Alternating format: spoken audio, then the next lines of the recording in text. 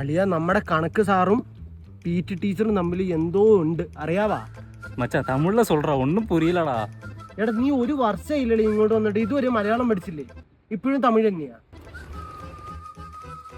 അളിയ മറ്റേ ശ്രീനു തന്നെയല്ല നിന്റെ ക്രഷ്?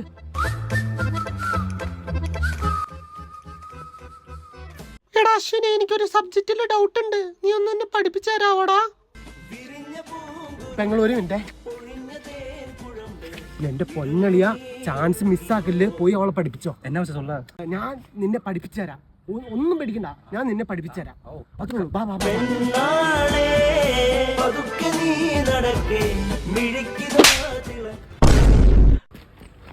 അളിയ നിന്നെ എന്തിനടി അവളെ അടിച്ച്? മച്ചാ நான் வேற ஒண்ணும் சொல்லலடா. நான் ஜஸ்ட் നിന്നെ പീഡിപ്പിக்கிறேன்னு சொன்னேன்டா. எப்படி പീഡിപ്പിக்கிறேன்னு சொன்னேன்.